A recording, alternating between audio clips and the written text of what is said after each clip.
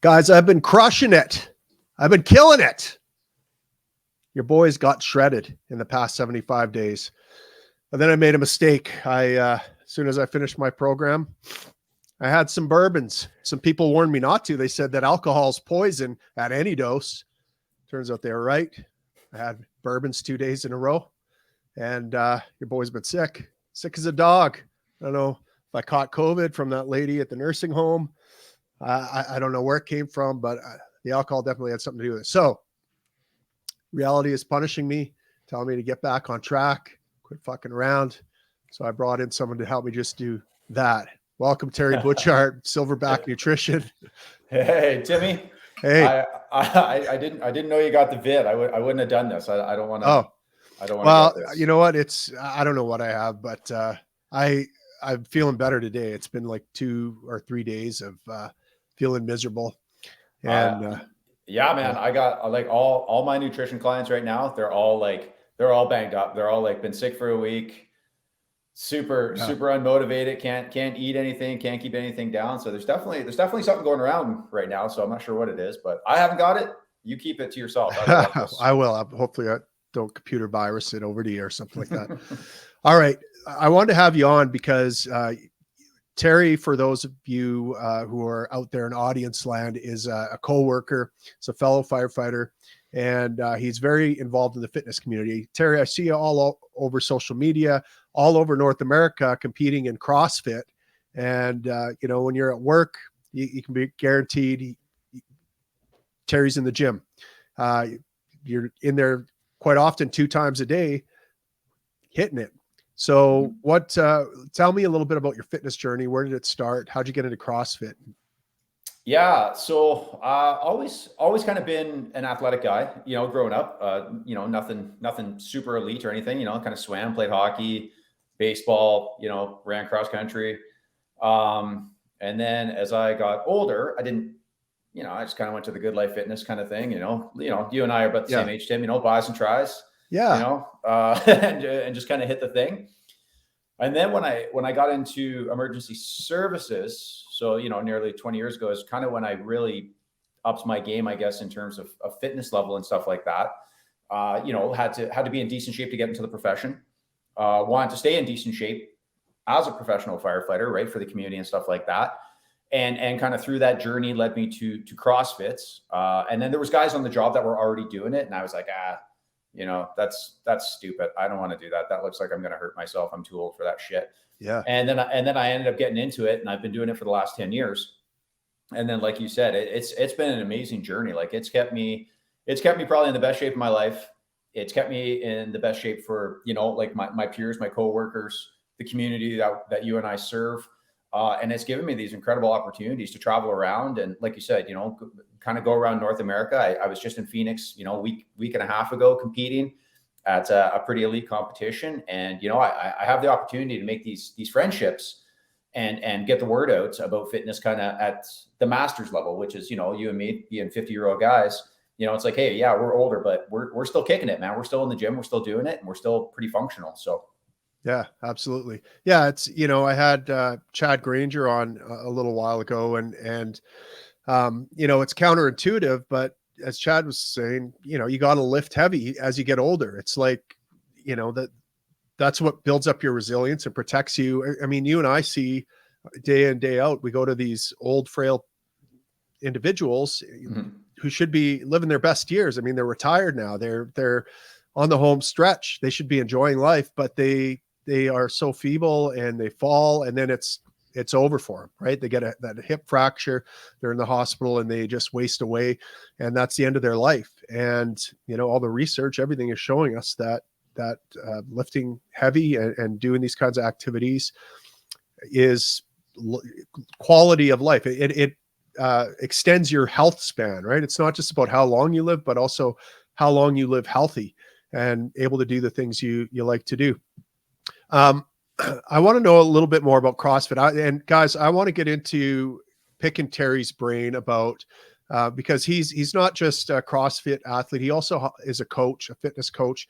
And you don't just coach CrossFit, you coach people in whatever their goals are, right? I've seen that you've been coaching, for example, guys that are trying out for fire departments, and they got to pass that physical, and there's specific activities you have to do and thresholds you have to meet. And so you help clients build programs that help them meet their specific targets. So I want to get into how we can set our own goals and kind of build our own programs. But I want to find out a little bit more about CrossFit and what drew you to it, because what you said kind of is the same thing that is going on in my brain. It's like, that seems like a recipe for getting injuries. It seems like it's a sport for guys who like to get good at exercise, like that. You know, and I don't know. I mean, the one thing I love about CrossFit is that it was invented by a libertarian, Glassman, or whatever his name is. Greg Glassman, is that his name? Yeah. And so that's got that going for it. But what is it about CrossFit? What is CrossFit exactly, and why should we consider that as a fitness modality? So CrossFit as its own modality is just, it's cross training, right? It's taking kind of these aspects from all these different training modalities. So gymnastics, Olympic weightlifting, powerlifting, track and field, swimming, you know what I mean? And it's kind of combined it into this sport where, you know, every day I go in the gym and I pull up my workout and I don't know what I'm getting, right? It's constantly varied. The movements are always different. So you know, in the old days, like I mentioned before, Monday was my chest day. Hit Good Life Fitness, right, do my chest. Now it's like, I don't know what the hell I'm going to get, right? So my body never adapts. And the reason I like that is because that's our profession. We don't ever do the same thing twice. You know, we go to car accidents, but it's never the same car accident, you know, or we go to a medical call and it's never the same medical call. So I think by training in this way, it's really given me an appreciation for our profession, is that nothing's ever the same any day we go to work. And that's how I approach my training, is nothing's ever the same. And my body just never has the chance to adapt. My body doesn't go, hey, Terry, it's Monday, let's go blast the chest. It's like, listen, asshole, we don't know what's coming. So yeah, buckle in, because here we go. So you're constantly living outside of your comfort zone. 100%. Yeah. Where do these workouts come from? Is there like a central CrossFit Central that you get your workouts from? Or there's no plethora of online material to do the stuff. So you can go to your you can Google, go to your local CrossFit gym. A lot of people, they have a gym, but they don't pay for the name CrossFit to be attached to it. They don't pay that affiliate fee. So they have, like, Tim's Functional Fitness. If you find a gym, even with that, you're going to find stuff. For someone starting out in the sport, I would highly recommend going to a gym. This is not stuff you can learn at home. You're going to end up hurting yourself. And then you're going to say, hey, this is what everyone's talking about. This is a dangerous sport. I got hurt and nobody should be doing this, as opposed to going to work with a coach. I've been doing this for 10 years. I started in a gym, I got better. I train on my own now, but I've learned the skills to make sure that I don't get hurt. So if you're new, go to a gym. If you got a little more experience, a little more seasoned, you can find all the stuff you want online. I pay a monthly fee for a program. I open it up on the app. I go to the garage and I hit my workouts. Right. Okay. And what are the main kind of movements in CrossFit? Like what could you expect to do in a CrossFit gym? Yeah. So usually the typical breakdown is going to be, you're going to go in, do some sort of warm up. Then you're going to get into some lifting. Okay. Now, depending on the day, depending on what they've arranged, it could be a back squat, a front squat, an overhead squat, a deadlift, a bench press, like some sort of compound movement. Could be Olympic lifting, the snatch, the clean and jerk. You're looking at the strength component usually coming up first. And then after that, then they have what's like the WOD, the workout of the day. And that, honestly, Tim, that could be anything. It could be 4 minutes. It could be 20 minutes. It could be, so many rounds for time. It could be complete, these movements as many times in a row as possible in 15 minutes. Like it's all over the map. And it could have something to do with the lift you just did, or it could have absolutely nothing to do with the lift you just did. Sometimes like there is an overall pattern, like they have usually, like, say 6 to 8 training week cycles. And there's an overall goal to, build your deadlift, build your, your strict press, build whatever, your back squat. Right. But then after that, the functional part of it, the cardio portion of it is anyone's guess. Right. And I guess, training for a competition has got to be difficult too, because you don't know what events you're going to have when you show up, right? Like it's Yeah, so I spent a fair amount of time training that, as you alluded to, and honestly, I went to California in September for a competition, and man, they said, "Hey, here's this event," and it was like handstand walking backwards, and I was like, "What the hell is this?" I'd never even heard of it. I'd never even practiced it, and I show up at this thing. It's like, "Hey, you got to do this backwards." I'm like, Wow. "Okay." So I mean, that's kind of the cool thing of the sport. You show up to these events, and it's like, here you go, and it's like, well, everyone else has to learn on the fly, so I guess I will too. Right. Right. Okay.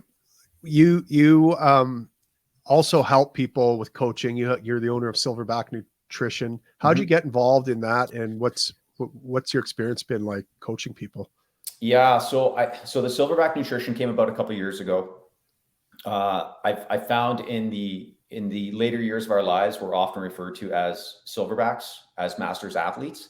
So Hmm. I kind of took that and ran with it and said, "Hey, I think I really want to do something for people."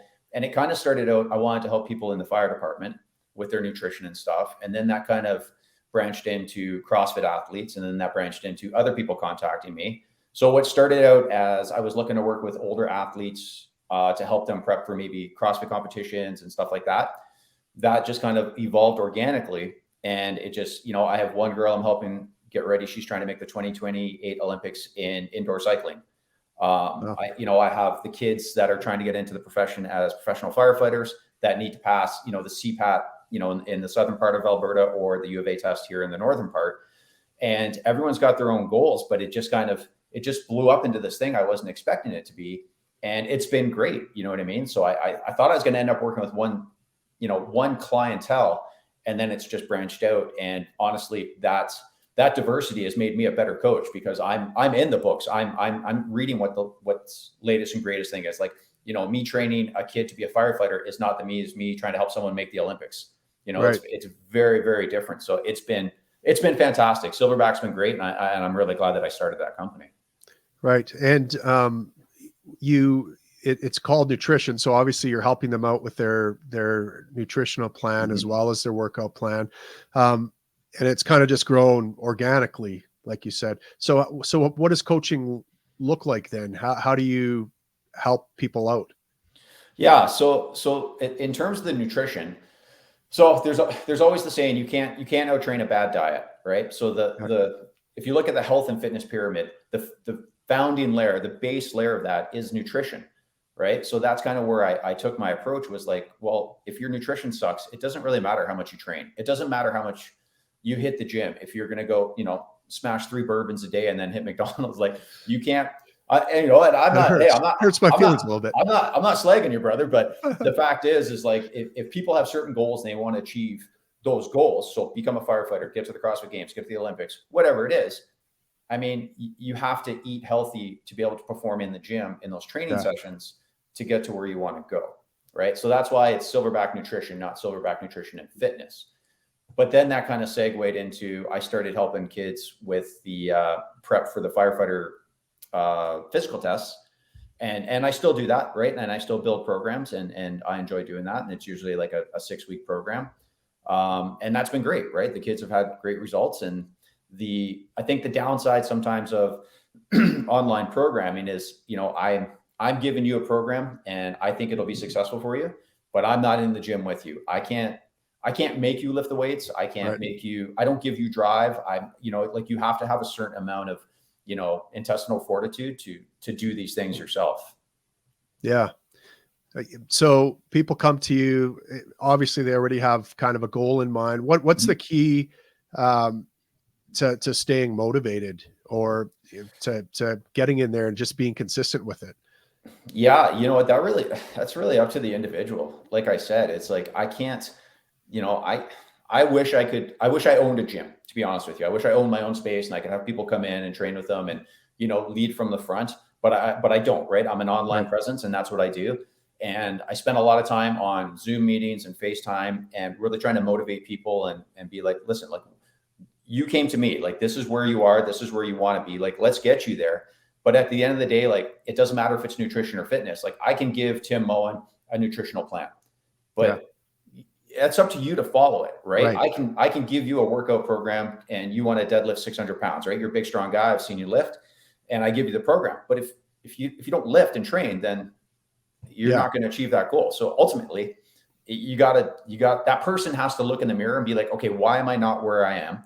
And if the first thing is to point your finger at the coach and be like, well, this guy sucks, you can do that, but you got to have some honesty with yourself. Like, did I give it everything I had? Right. Yeah. I think a lot of people too hire a coach because it's like, okay, I'm giving this guy some money, and that means I better show up to the gym to get what I'm paying for. Right. Because, you know, you're not going to give them gains by osmosis or something like that. They got to go work for it. You're giving them the technical information and the plan to help them hit their goals in an optimally efficient way. But yeah, that's a big thing. And one of the things I found too was, you know, I did this 75 hard program, and I'd basically taken probably at least a year off out of the gym. Like maybe I was in the gym a couple times, and Lisa, this friend of mine, texted me and said, hey, I'm starting 75 hard tomorrow. You want to go? And my initial reaction was, fuck that. No way. Like, and I'm like, why am I having such a violent reaction to this? So I finally, after resisting for like 2 hours, I finally texted her back, said, okay, I'm in. And yeah, it sucked for the first couple of days, but then you get in a groove, and you know, it's like people think that that there's a certain amount of willpower you have, and then you kind of whittle it down, and you have to. But I found it's the other way around. It's like if you have no willpower, but you just force yourself to take that first step, all of a sudden you start building up more and more willpower, more motivation starts coming your way. It's almost like an exercise in and of itself of gaining that. So yeah, I literally did a post today, and I'm pretty sure I put it in there. It's like that old adage. It's like the hardest part of any journey is taking that first step. Right. So for you doing that 75 workout, you know, the hardest part was doing day one. Yeah. Right. Like you weren't, you know, you can't worry about day 75. Like, let's get through day one. It's like, oh shit, that was okay. Like on to day two, you know, like micro goals. And when you add up all the micro goals, you're going to end up at the finish line. Yeah, you end up with rock hard abs and popping cum gutters, just pew like that. Oh wow. Yeah. Anyways, okay. Sorry, we'll keep it PG. We'll try to keep it PG. A lot of people watching this are going to be thinking about New Year's resolutions. First of all, should people make New Year's resolutions in your opinion? What should be their plan going forward? They're like, I'm a big fat lazy so-and-so. I've been drinking bourbons and eggnog and stuffing myself with stuffing and chocolates. I put on a few pounds. I got to fix this. I literally posted about that today, and it was like, you know what? It's the time of year. Everyone's going to be doing New Year's resolutions. And my post was all about, what are you waiting for? Like, why don't you just start today? Like there's still like 2 weeks left in 2023. Like, why don't we hit 2024 running instead of you being like January 1st, you know, I'm going to start. It's like, well, you have 2 weeks. You could be working towards your goals right now. Like what are you waiting for? Right. And you know, you get into the holiday season and stuff. And I'm the same way. Like I like to cut loose a little bit. I'll have some beers, you know, maybe my diet's not as strict. And I think that's good for people. Right. But you know, the people that sit around and you know, they always promise themselves something. It's like January 1st, I'm going to do it, you know, or I'm going to start, but I'm going to start Monday. You know, the putter offers. So a lot of times those are the people that just will never be successful, is because they just don't have the diligence to be accountable to themselves. Right. And ultimately, and going back to stuff you were talking about, is like, if you're working out with somebody, you know, or you hire a coach, you're looking for accountability. That's what you're looking for. Like I haven't invented anything you can't find on the internet. I'm not claiming to be the great creator of something new, but people pay for a service from me because they want that check-in, and they want me to be like, okay, what happened? What did you do?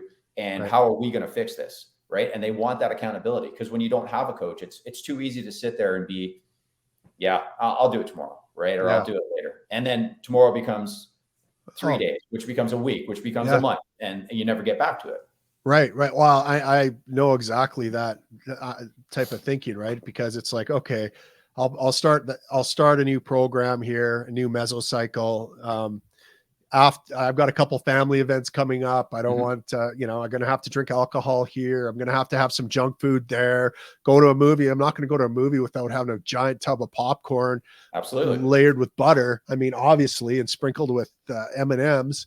I mean, good God. So I'm obviously not going to start my program till all that's done. The problem is that keeps going and going and going.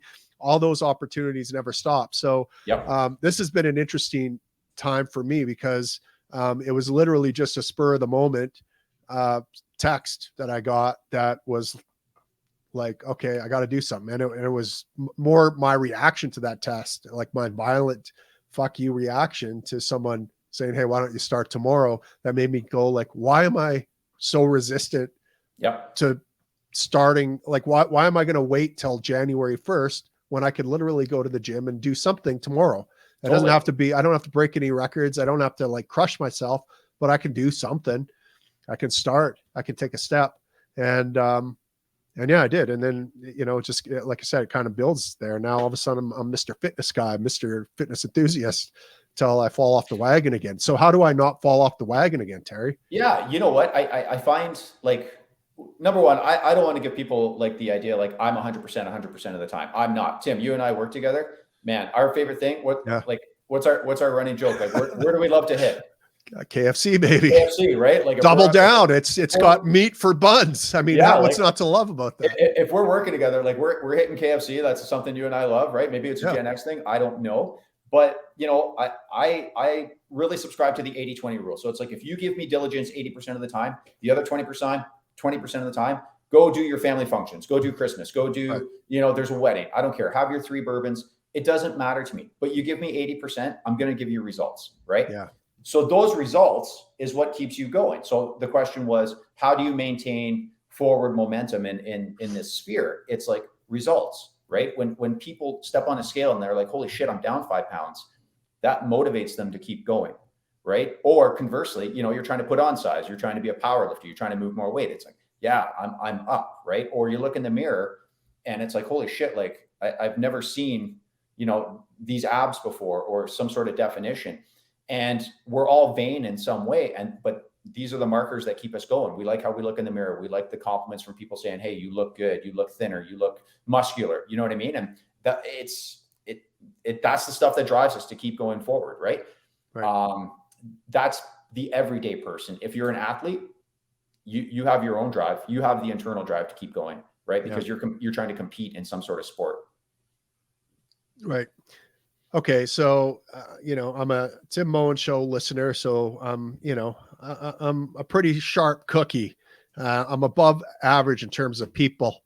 And you got me convinced, Terry. I'm going to start tomorrow. Where do I start? Yeah. Where do I start this journey? What does my first step look like? How do I, and there's so much information out there. There's so many diets. There's so many different workout plans. There's so many fitness influencers telling me do this secret sauce or this magic recipe. Yeah. Where do I even begin here? Honestly, the very first step is just like do some research. You know what I mean? Like, yeah, the internet is flooded with information, right? But you can talk to your friends, you can talk to families. Like I'm hard pressed to believe, like, if you're someone who's never really worked out and you haven't really done nutrition, that you don't know somebody who does do it. We all have a friend who's kind of the fitness buff, or we know somebody who knows somebody. Talk to them. Information is free. And that's the frustrating part in the space is like, I always try to throw it in a social media post. It's like, hey, take the first step, contact us. Like, information's free. You know what I mean? You lose nothing by calling up Good Life Fitness and being like, hey, what are your hours? What are your membership rates? Like, you want step one? Maybe step one tomorrow is getting out of your house and walking your dogs, because you've never done it. Walking 5K. Everyone's first step is going to be different, but you just have to take it, right? Set up attainable goals. And maybe it's a small goal to start. But like I said, you add up all the small goals and the goalpost keeps moving. And all of a sudden you're at the other end of the field. Yeah. And it's that consistency that's important, right? So, probably the number one thing, what's more important than the type of workout you choose, the type of diet you choose, you're going to get results no matter what you do. If you're consistent, it's that consistency that's the key, and finding something that you can do day in, day out that you know, ideally something that you love to do even, right? But even if it's not something you love, something you can tolerate at least, you know, for the minimal effective dose, like what's going to move the what's going to move the goalpost. Just do that. And it could be as little as 15 minutes a day to start. But once you start doing a little bit, consistently, you're going to feel better, and you're going to want to build on that. And you're going to naturally start wanting to do more of that stuff that's making you feel good. It's like the first time you take heroin, Terry. It's like, you know, I can't. Like you start feeling good. It's like, I got to keep chasing that dragon, right? I don't know much about the dragon. I got to be honest. But you know what? If you're someone who's starting out and it's like, where do I start? It's like, I almost suggest going to like some sort of group fitness class. So, you know, you got your F45s, your Orange Theories, your CrossFits, I don't know, a cycling class at Millennium Place, a TRX strap class. You know, I think there's a very big connection between the social aspect of working out and people continuing to work out, right? It's like you meet people and you like those people and they have a common interest. And it's like, well, tomorrow I got to go to the gym at 9 because that's my crew. And, you know, I don't want to not see those people because we go for coffee after. And like, if you can turn it into a social thing, it helps your mental health. That's going to help your physical health. And it's just a positive feedback cycle. And it's great for everyone. Yeah, that's awesome. But what about, you know, the person who's scared of hitting that gym because, look, I've never worked out before. I'm flabby. I'm not shape. I'm not like one of these. I'm not a Terry Butchart out there. You know, I'm going to be humiliated. People are going to be judging me. What about people like that? What do you have to say to them? Yeah. And that kind of goes back to the first step. It's like, you have to have the courage to take the step through the front door. And you have to remember, everyone started someplace. So, you know, people look at me, it's like, well, Terry's a pretty fit guy, works out twice a day. He's doing all these cool competitions. Yes, that's true. But I was once a guy who walked into a CrossFit gym going, what the fuck am I doing here? I don't belong here. This is I haven't done 99% of the shit that I'm watching these people do. Like, what am I doing? But then it was like your 75 challenge. I got through day 1 and then I went to day 2 and that led through the first week, which led to the second week. And then you just become a part of a community. And you know, if it's something that you love, then you just keep going. The momentum keeps going, but you got to have the courage to take that first step. Maybe it's a phone call. Maybe it's an email. Maybe it's actually showing up in person and asking somebody, but there's always a first step for somebody. And until someone has the courage to do that on their own or can have an accountability partner that'll help them take that first step, they're just going to stay in place. Yeah, absolutely.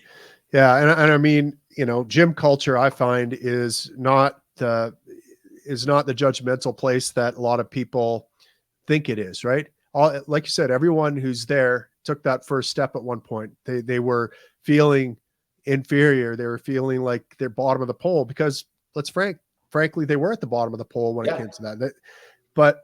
And so everyone remembers what it's like, and everyone is there to help, and no one is judging, and everyone is super positive, super encouraging. They're there to help. You know, how many times have you received advice or a spot or like help, a little tidbit of advice that's work? I mean, it's a very, very supportive culture. So I 100% agree with you that getting that social aspect is a big part of it. Okay. That's getting in the gym.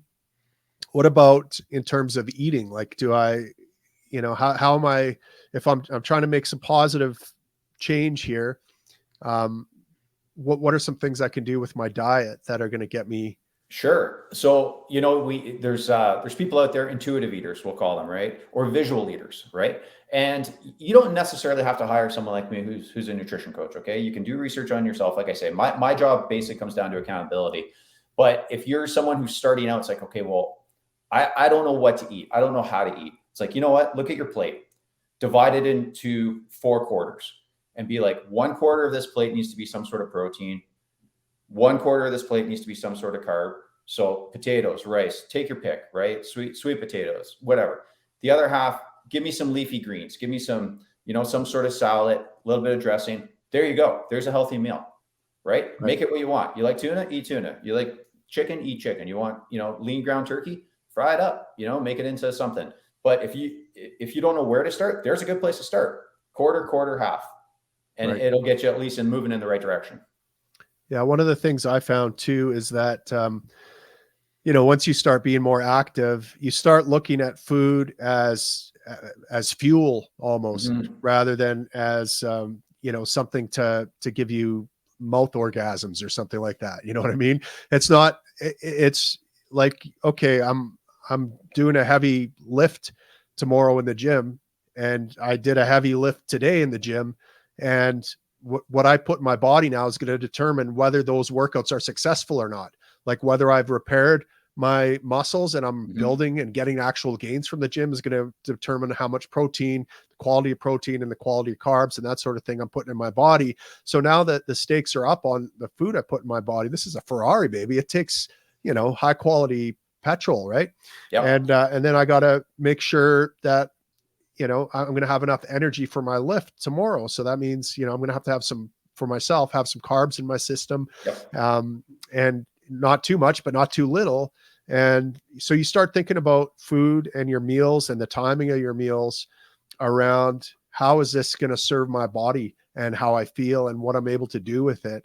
And that totally, again, changes your relationship with food into, I'm not just going after a bag of potato chips and a giant, juicy burger, to get my mouth orgasm on. I'm actually, no, I know that stuff is not going to help me with my goal. That there's no protein in potato chips, so I'm not going to get any muscle from that. Right. Yeah. And it's going to make me feel like shit. So that's one thing I noticed, at least with my relationship with food, is changed. I look at it differently now. The timing is like that. You are bang on with that. Like the timing of when you eat and what you eat is huge, right? When you're eating for performance and stuff like that. Carla, who you and I work with, she was going to Florida for Worlds in Combat Challenge, and she was like, "Hey, my legs kind of feel sluggish," like and we just kind of worked together for a couple of weeks, did a little change to her eating, to the timing of what she was doing, and she crushed it, right? And that's the thing is, you eat too far out and your food's digested and you go do a workout, you're going to be lightheaded, right? You're going to tank. You time it right, you're going to be in there. Tim Moen's going to be deadlifting 600 pounds. So it's all about timing and stuff like that. And again, that comes down to working with someone like me as a coach. It's like, okay, when you're training, maybe you have a competition, you're going to compete a couple times a day. We have to work out a plan. You have to eat at this time. You have to eat this much. You get this much break, then we have to eat again. So there's a lot that goes into it for nutrition for some people. The everyday person, maybe not like that.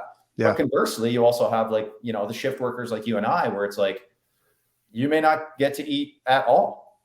Right. Do you know what I mean? Like that's, if you're a shift worker, if you're emergency services, it's like, man, I had best intentions. I prepped all my food. I threw it in a cooler and I got an ambulance call and I went out the door and I forgot my cooler. Well, Right. now I'm eating beef jerky and Slurpee from 7-Eleven and you know what I mean? Yeah, Like you get through the day, but it's definitely not what you had planned, but that's just the way it goes sometimes. Yeah. And, a lot of people might be listening to this thinking, oh man, there's so much to know and so much to understand. And yeah, if you get passionate about fitness and if you, want to take it to the next level, which you probably will, once you start down that path, you'll start consuming more knowledge. You don't have to be super tight on all this stuff. You don't have to, just start making healthier choices. And that can start literally tomorrow. I can start today. I mean, there's still time in the day. I could still get a workout in. I could still make better choices for my meal, and just commit to doing something healthy every day. And then do some research or reach out to Terry at Silverback Nutrition and get some help dialing it in and really making some gains. Anything else, Terry?